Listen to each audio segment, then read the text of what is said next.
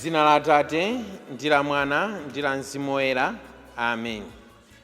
Tikulandireni lero lachiwiri pa 26 August 2025 pano pa Tiyankhuleni Ambuye, pamene tikupitiriza kuwapempha kuti Ambuye tandilankhuleni m'magawo a moyo wanga, tandilankhuleni pa chikhristu changa, tandilankhuleni m'mautumiki anga, m'moyo wanga wosembe, m'moyo wanga wa banja, kuti kodi mukufuna kuti ndizikhala motani, nanga amene ine ndikukhalira, nanga amene inu mukukhalira m'moyo wanu wa chikhristu, kodi mukukhala mmene Mulunguyo akufunira. Lero Mulungu akufuna atilankhule mawu athu oyamba amene akuchokera mu kalata ya Paulo oyera yoyamba yolembera akhristu aku Atesalonika. Atesalonika mutu 2 kuyambira ndime 1 kulekezera ndime ya 8. Amene akutiwerengera mawu oyamba ndi a Andrew Master kuchokera ku St. Patrick's Benoni Parish mu Diocese ya Johannesburg mdziko la South Africa. Ndipo uthenga wathu wabwino wa lero Ambuye Yesu akutilankhulanso kudzera mu uthenga wa Mateyo mutu 23 kuyambira ndime ya 23 kulekezera ndime ya 26. Amene akutiwerengera mawu a mthenga woyera komanso kutigawira mawu ndi Reverend Father John Enoch Kaliwamba kuchokera ku Our Lady of Fatima Salima Parish mu Archdiocese ya Lilongwe. Abale ndi alongo mwa Ambuye, tiyeni tikhalire limodzi. Mawu oyamba. Mawu ankalata yoyamba ya Paulo kwa Atesalonika.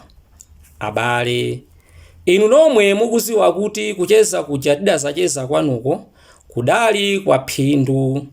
Monga mukuziwa paja nthawi imeneja kuti anthu aku Filipi atatizunza kale ndi kutichita chipongwe. Komabe Mulungu wathu adatilimbisa mtima mpakana tidakulalikani ndithu uthenga wake wabwino. Ngakhale ambiri ankasusana nafe, pakuti zimene timalalika sitilalika chifukwa chofuna kuphunzitsa zonama, kapena kuganiza zoyipa, kapena kufuna kunamiza anthu ayi, koma timalalika chifukwa Mulungu adativomereza natisungisa uthenga wabwino kuti tiulalike. Choncho tikamaphunzitsa sitifuna kukondweretsa anthu, koma timafuna kukondweretsa Mulungu amene amapenyesesa mitima yathu. Monga mukuziwa, sitidabwere kwanuko ndi mawu oshashalika ndi mtima ongofuna phindu apo Mulungu angathe kutichitira umboni. Sitinkafunanso ulemu ochokera kwa anthu, kapena kwa inu, kapena kwa ena, ngakhale kudali kotheka kukulamulani kuti mutithandize, popeza kuti ndife atumwi a Khristu.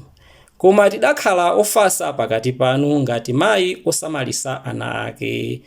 Tinkakukondani ndithu chifukwa cha kukulakalakani kwambiri. Tidasimikiza zogawana nanu osati uthenga wabwino wa Mulungu wokha, komanso ngakhale moyo wathu omwe. Mawu a Ambuye. Tithokoze Mulungu. Ambuye akhale nanu, akhalenso ndi mzimu wanu. Mawu a muthenga wabwino monga adalembera Mateyo oyera. Ulemu kwa inu Ambuye. Muli ndi tsoka inu aphunzitsi amalamulo ndi Afarisi, anthu achiphamaso. Mumapereka chachikhumi cha timbewu tonunkhira ndi cha timbewu tokometsera chakudya, koma simusamala zazikulu zenizeni za malamulo a Mulungu, monga kuweruza molungama, kuchita zachifundo ndi kukhala okhulupirika. Mukadayeneradi kuchitadi zimenezi, komabe osasiya zinazo. Inu atsogoleri akhungu, mumasuza zakumwa zanu kuti muchotsemo kacheche, koma mumameza ngamira. Muli ndi tsoka inu aphunzitsi amalamulo ndi Afarisi, anthu achiphamaso. mumatsuka kunja kwa chikho ndi kwa mbale, koma mkati mwake modzaza ndi nzeru zakuba ndi zaumbombo. Afarisi akhungu inu, yambani mwatsuka mkati mwa chikho, ndipo kunja kwakenso kudzayera. Mthenga wa Ambuye. Ulemu kwa inu Ambuye Yesu Khristu. Lero Ambuye Yesu akupitiriza kudzudzula aphunzitsi amalamulo komanso Afarisi. Ndipo ngati mmene ananenera dzulo lija, leronso akuwauza aphunzitsi amalamulo komanso Afarisi kuti muli ndi tsoka inu aphunzitsi amalamulo ndi Afarisi, inu anthu achiphamaso, chifukwa mmapereka chachikhumi cha timbewu tonunkhira ndi cha timbewu chokometsa, koma mukusiya koma mukulambalala zenizeni za malamulo a Mulungu.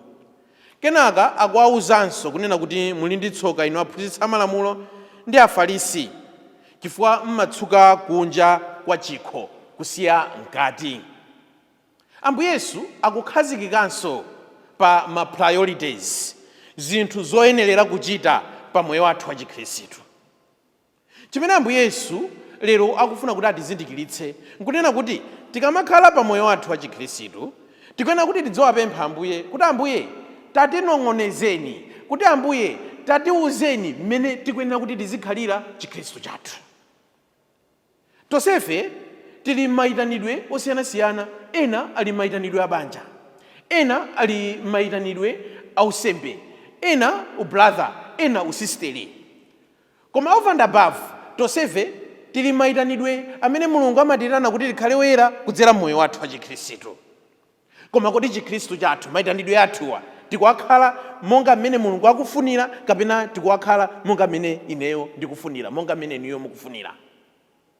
Uthenga wathu wabwino wa lero choyambirira chenicheni ukufuna kuti tizindikiritse kunena kuti Chikhristu, usembe, usistere, ubrother, onsewa ndi mayitanidwe amene tikuyenera kuti tiwakhale monga mmene Mulunguyo akufunira. Afarisitu, aphunzitsi amalamulo, amaganiza kunena kuti zimene ife tikuchitazi zimukondweretsa Mulungu.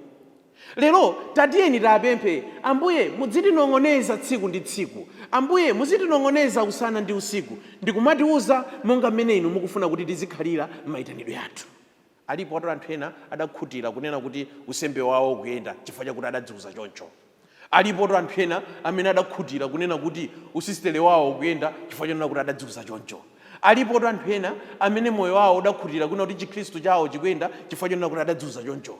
Alipo anthu ena amene adadziuze kunena kuti banja lawo likuyenda chifukwa amakwanitsa kusiya ndalama yogulira ndiwo, chifukwa chakuti amakwanitsa kuwalipira ma school fees ana. But there is more. Ndipo zimenezi tingathe kuziva ngati titatchera khutu lathu nkuwauza Ambuye kuti Ambuye tandinong'onezeni, mwina atu nanenso ndili ndi tsoka chifukwa mmene ndikukhalira mmoyo wanga wa mayitanidwe sizikuyenera ndi mmene inu mumafunira kuti tizikhalira.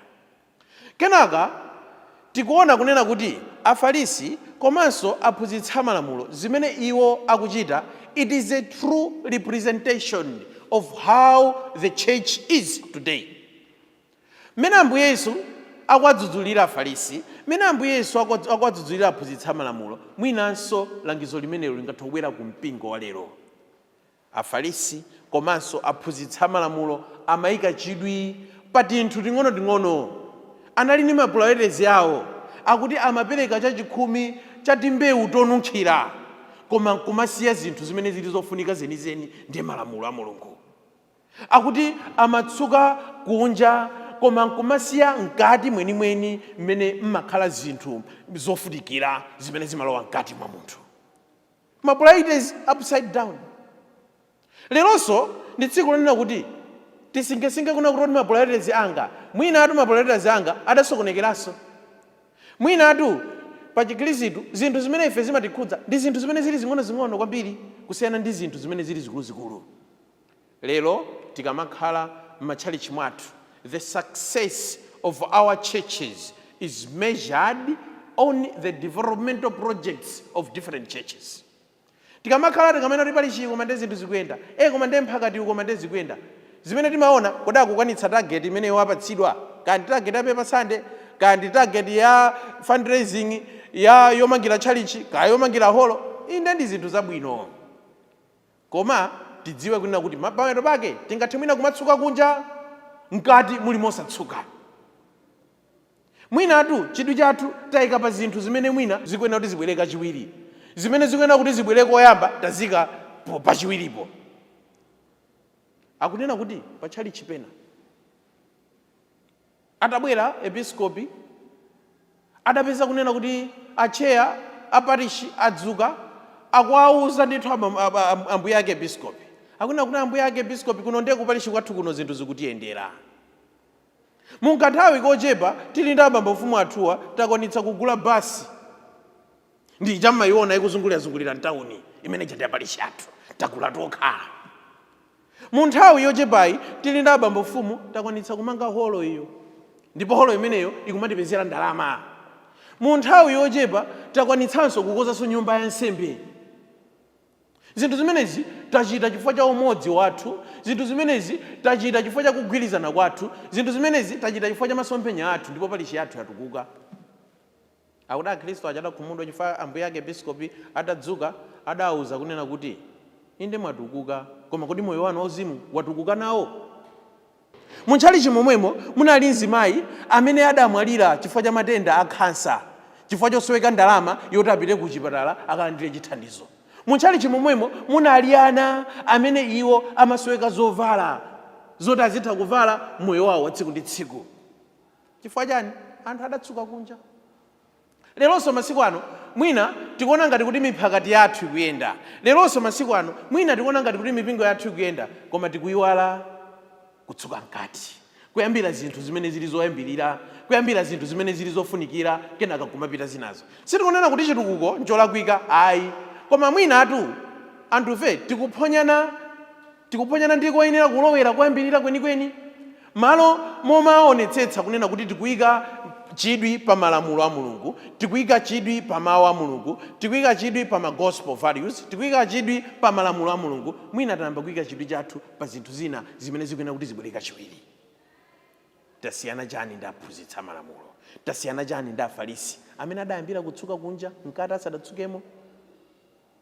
Ambiri mwa ife tangoganizani, timati tikakhala mutchalichi tikangona kunena kuti makendulo paguwa athima, kumakhala kukutangwanika kukodolana 1000 anauthandizira misa abweretsa makendulo ena. Tangoganizani ambiri mwa ife ikakhala misa yachombo, kandi pa Krismasi kandi pa wauka, ndiye ana aja amatuluka ndi chombo chija nkupita nacho kunja. Kenaka akakhala kuna kuti nthawi imene chombo cha chikufunika ana aja sadabwere, kumakhala tu stressing up, achipembedzo kumakhala kuthamanga wina kulowera kuti akawatenge ana aja kuti abwere chombo chija chigwire ntchito. Mwinatu we are a ritualistic church. Mwinatu ndife mpingo umene tayika chidwi kwambiri pa miyambo, pa rituals, kusiyana pa chikondi cha Mulungu. Mwinatu ndife mpingo amene tayika chidwi kwambiri pa zochitika chabe, kusiyana pa malamulo a Mulungu. Mwinatu ndife atumiki amene tayika chidwi pa malamulo chabe, kusiyana pa chikondi chenicheni cha Mulungu. Chikhristu chathu, utumiki wathu, utumiki wanu udzaonekera osati chifukwa cha miyambo imene inu mumapanga, osati chifukwa cha miyambo imene inu mumapanga, koma chidwi chimene ife timayika pa zinthu zimene zili zoyenerera, ndiye chikondi, ndiye kukhululukirana, ndiye malamulo a Mulungu, ndiye mvano, ndiye umodzi ndi zina zotero. Mwinatu ine moyo mwanga, mwinatu inu moyo mwanu mwayamba kutsuka kunja, tati ndiyambireni kutsuka mkati. Kenaka uthenga wabwino wa lero ukutiphunzitsanso kunena kuti ife ngati akhristu tili ndi udindo omalalika mawu a Mulungu kudzera mu zimene ife tikuchita. Ku South Sudan wansembe wina akunena kuti adatumikira nkubwerera kupita kwawo, anthu adayamikira kunena kuti koma ndiye wansembe uja amalalika. Koma akunena kuti after 5 years kunabweranso anzake achipani chomwecho ku South Sudan. Koma atawafunsa kunena kuti kunalitu Father John kuno wachipani chathu, mukakumbukira? Anthu anena kuti iye tikuwakumbukira. Ali mukakumbukira chifukwa chani? ansembe aja adadabwa chifukwa chonena kuti palibe ulo ndi mmodzi yemwe amene ananena kuti Father John amalalikira bwino ali pakati pathu. Wina aliyense adanena kuti Father John tidali nawo pano, Father John anali munthu wodzichepetsa, Father John amatigwira pamkono kuti patsamoni, Father John timatha kukhala nawo pansi, Father John timatha kumacheza nawo, Father John timatha kuwadandaulira. Moyo mwathutu anthu sadzakumbukira kwambiri zimene ife timalalika. Moyo mwathutu anthu sadzakumbukira kwambiri zimene mumalalika. Moyo mwanu mwina anthu adzakumbukira kwambiri zimene mumachita, ndiye ulaliki wanu wamphamvu.